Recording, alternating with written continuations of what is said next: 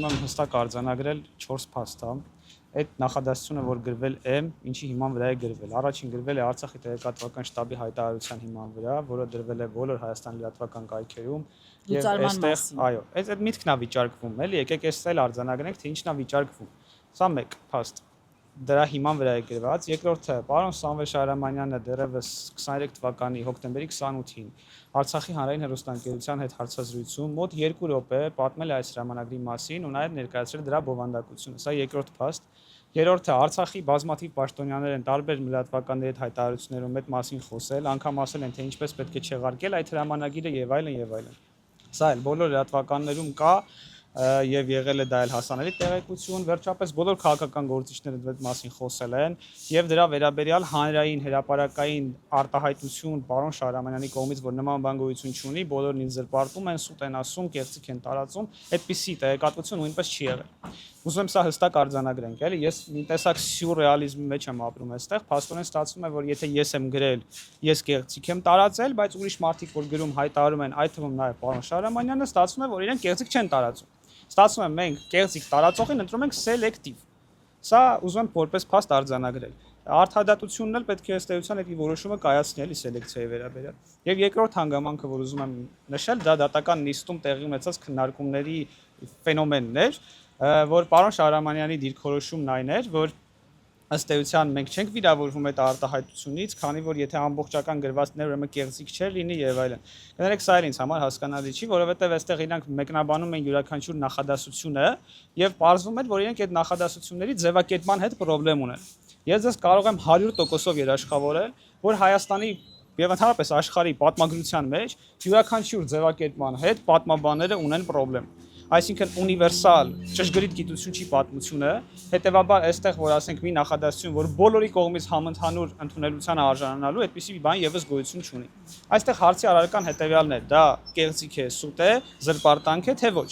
Թե հիմա այդ ձևակերպման հետ դու համաձայն կլինես, թե չէ, կամ կգտնես, որ ավելի լավ ձևակերպում պետք է տալ, սա արդեն կներեք, բայց այս դատական հայցի եւ դատական քննության հարց չէ, որովհետեւ հայոց պատմության մեջ եթե վերցնենք 4-5000-ամյա մեր պատմության տրամաբանությունը, հա, գրի առնվազն, բոլոր հարցերի վերաբերյալ կարելի է ունենալ տարբեր դիրքորոշումներ։ Այսինքն դուք կարող եք ասել, այս ձևակերպումը այսպես ավելի լավ պիտի լիներ գրել, ես կասեմ ոչ, ես այսպես չէ, եւ բոլոր պատմաբաններն ունեն այն վեճեր կհայտնվեին դատարանում, միմյանց կմեղադրեին զրպարտությունների մեջ եւ պատկերացնում եք դրա հետևանքը ինչ կլիներ։ Դե իրենք ըստ էության նշում են, որ պարզապես տեղեկատվությունը ամբողջական չի եղել, այսինքն ֆոնը չի եղել, որ օրինակ ինչու հանգեցին այդ որոշման, ինչ տեղի ունեցավ եւ այլն։ Ես այդպես եմ։ Ես հասկանում եմ ձեր ասածը։ Հիմա դա պատմագիտական եւ պատմագրական վեճ է։ Ահա, տեսեք, կոնտեքստը կտրված չի, որովհետեւ եթե բացեք դասագիրքը եւ կարդաք հետավաղականորեն նախադասությունները թե շրջափակման մասին, թե Ադրբեջանի բռնի գործողությունների մասին, թե զոհերի եւ ամեն ինչ գրված է, այսինքն կոնտեքստը հենց այնպես չի, այսպես տենց ինչ որ տպավորություն է ստեղծում, որ այդ դասագրքում այդ հատվածը մի նախադասություն է գրված ու վերջ։ Կներեք, բայց այդպեսի բան չկա։ Ես կխնդրեմ, ովքեր այս հարցի վերաբերյալ ունեն առարկայական ձևակարծիք, խնդրում եմ բացեք համացանցում այդ դասագիրքը եւս կա, էլի։ Բացեք, կարդացեք եւ խնդրում եմ ամեն մեկը ձեր դիրքորոշումն ունեցեք, թե արդյոք իսկապես այստեղ կոնտեքստ է կտրված։ Եվ մի ուրիշ փաստ ուզում եմ ասել, էլի։ Երբ որ ասում ենք, որ այս դասագրքում գրված է այս ձևակերպումը եւ գրված չի, թե պարոն Շահրամանյանն օրինակ ինչ հոգեվիճակում է եղել այդ ստորագրելիս։ Կներեք, բայց չէ, կներեք, հիմա ես կարող եմ այդպես ձևակերպել։ Հանգամանքները գրված են։ Ես ասում եմ, հանգամանքները գրված են։ Այն ինչ որ հասանելի տեղեկություն է, հաստ է եւ ոչ թե մեկնաբանություն, դրանք գրված են։ Տեսեք հիմա, ես օրինակ բերեմ, հենց այս դեպքով, էլի։ Ես շատ եմ ուսումնասիրել, իրանք հայցի մեջ գրել էին, թե ես ոչ մի քայլ չեմ ձեռնարկել։ Սա էլ իրականում վիրավորանք է հենց զրպարտություն իմ նկատմամբ, երբ որ ինձ ասում են, որ դու քայլ չես ձեռնարկել, առանց դրա մասին տեղյակ լինելու իդեպ։ Բայց ուզում եմ փաստեմ, հա, այս դրվագով, երբ որ ես ինչքան հնարավոր աղբյուր եմ նայել, Սամվել Բաբայանը օրինակ, հանրային հեռուստաընկերության եթերում հայտարարել է, որ պարոն Շահրամանյանը, մյուս նախագահները եւ Արցախի իշխանությունները խունտա են, FSB-ի գործակալներ են, հատուկ այդ ամեն ինչ արել են, ստորագրել են, Արցախը լուծարել են, հանձնել են։ Հիմա այս այդ մարդու մեկնաբանություններն է։ Դրանք ինձ համար փաստ չեն, չէ՞։ Ես դա չեմ կարող ներառել ոչ դասագրքում, ոչ էլ որևէ այլ տեղ։ Դրանք կարող է ներառել օրինակ նույն պարոն Բաբայանը իր մեմուարներում, ոչ մի այլ տեղ չի կարող ներառել։ Հիմա այս տրամաբանության մեջ կարծում եմ նաև պետք է հասկանանք, թե մենք ֆորմատային առումով ինչի հետ գործ ունենք։ որովհետև դասագիրքը, էսսեն, հուշագրությունը, մենագրությունը, հոդվածային մենագրությունը, ռեպլիկը, ռեմարկը, այդ դրանք բոլորը տարբեր ֆորմատներ են եւ դրանք պատշաճում են լիովին այլ մեկնաբանությունների եւ այնտեղ գրվող տեքստի տրամաբանությունն էլ պիտի այլ լինի։ Ես ուզում եմ մի բան էլ ասել ձեզ։ Այդ հատվածում այնքան ասելիք կար, բայց դասագիրքը հնարավորություն չէր տալիս ավել մանրամասն խորանալու։ Ես չեմ ասում, որ պիտի գրվեր այնպես, ինչպես իրենք են ուզում։ Ես ընդհանրապես ուզում եմ ներկայացնել, որ դասագիրքը գոյություն ունի չափորոշիչներ։ Դասագրքի քանակի, կշռի, տարի, ձևաչափի եւ նաեւ դրա չափի, այսինքն այս բոլոր հանգամանքները հաշվի առնելով խտացված այդպիսի նյութ է եղել։ Եվ դատարանում ցավոք սրտի լրագրողները չկային, որպեսզի տեսնեին, որ պատասխան հայցվոր կողմը բացարձակապես։ Սկովա դեմը դե։ Չգիտեմ, ոչ ոք չկար դա։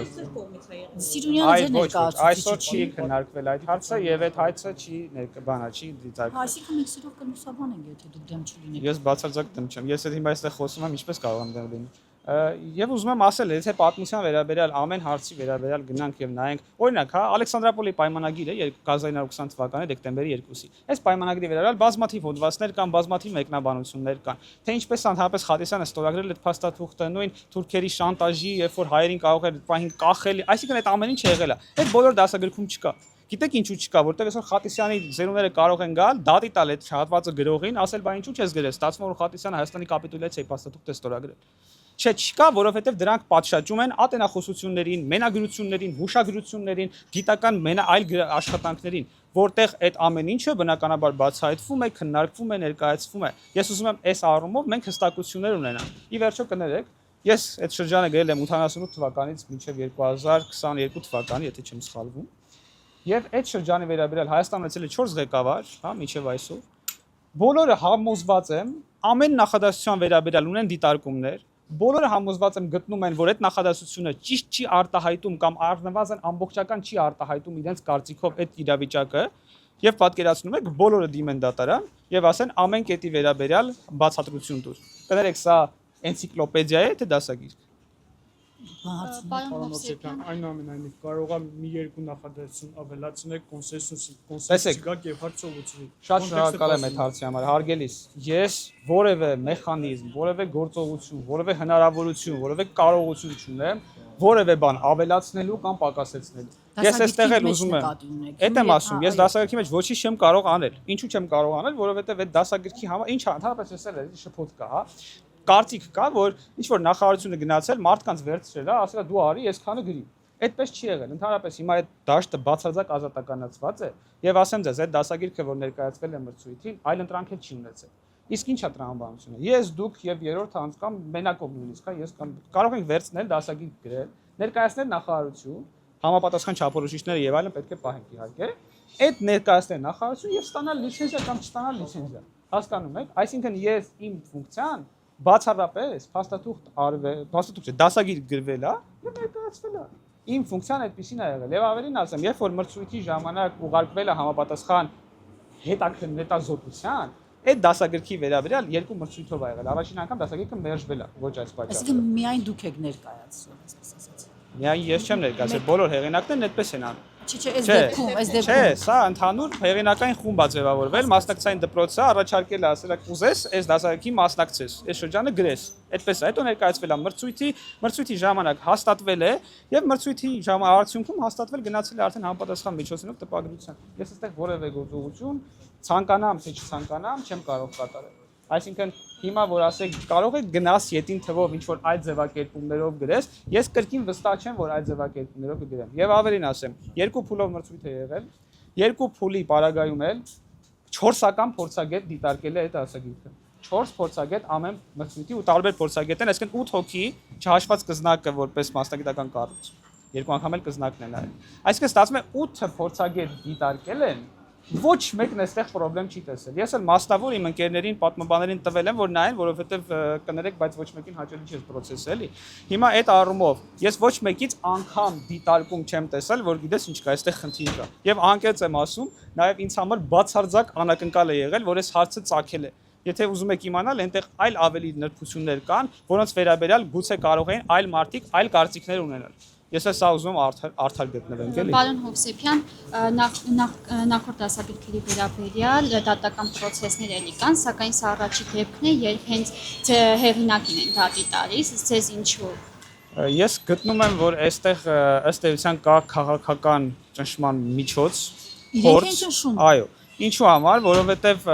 ըստ էության հիմա հնարավորություն ունենք մենք տարբեր պատմական իրավիճակների մասին դիրքորոշումներ հայտնել, ուսումնասիրություններ անել, եւ այստեղ մեծ հաշվով փորձ է, որպեսզի մարդուն քաշ տան դատարան, եւ դա լինի նաեւ օրինակելի շատերի համար, որ մարդիկ զգուշ լինեն իրենց գրածներում, հասկանան, որ կարող են քաշ գալ դատարաններ, ժամանակի եւ այլ կորուստներ ունենալ, եւ այս պարագայում բնականաբար ես երաշխավորում եմ, որ շատ մասնագետներ, պատմաբաններ, որոնք այսօր զբաղված են պրոֆեսորալ դասախոսական աշխատանքով, հետազոտական աշխատանքով 1000 միլիոն անգամ կմտածեն ու կփորձեն հեռանալ, գրել միայն ասորական թեմաների մասին, շումերը ակադական թեմաների մասին, որպեսզի իրենց պատմագիտական դիտարկումներին անհամաձայն լինելու պատճառով դատարաններ քարշ չտան։ Դատարանում գիտեք ինչ էր, ասում են հրապարակային ձեզ հետ զրույցներում էլ այն, հա, այստեղ ասել, ասում են դուք տեսել եք այդ փաստաթուղթը։ Կներեք Հայաստանում այսօր որևէ մեկը տեսել է Տիգրան Երվանդյանի եւ Կյուրոս մեծի դաշինքը։ Ինչ որ մեկը տեսել է 66 թվականի Արտաշատի պայմանագիրը։ Չէ, այդ պայմանագրերը տեսել են, ինչ որ մեկը, ոչ մեկ չի տեսել։ Բա իմ եկեք գնանք բոլոր այդ շրջանները գրած պատմաբաններին, գնանք խորենացուն, պատմիչներին, բոլորին բերենք դատի տանք, ասենք գիտես ինչ կա։ Հələ դե հիմա ապացուցի, որ այդպեսի փաստաթուղթ եղել է։ Նկատի ունեք սա արդեն մանկապարտեզ է։ Դուք նկատի ունեք Սամվել Շահրամանյանի կողմից կա քաղաքական ճնշում։ Այո, ես իմ նկատմամբ այդպեսին կարում եմ ունենում, որովհետև ինձ անհատապես են թիրախավորել։ Ինչու են ձեզ թիրախավորել։ Որովհետև իրանք համարում են, որ ես կարող եմ լինել այստեղ թույլ օղակ, ինչու որովհետև պատմաբան ես, պատմաբաններն էլ այսպես ասած իրանց ընկալումներով ես կարծում եմ իրանց հրապարակային բարքերն դա ցույց են տվել, որ ինչ պիտի ասենք, դա էլ պիտի գրվի։ Իրանք նույնիսկ չեն էլ պատկերացնում, որ այս դասագրքի նկատմամբ որևիցե, առնվազն իմ կտորի մասին եմ, հա, ասում ես պատասխանատվություն ստանձնում եմ իմ գրածների համար։ Մեկ անգամ միջամտություն չի եղել։ Ում կողմից։ Որևիցե մեկի։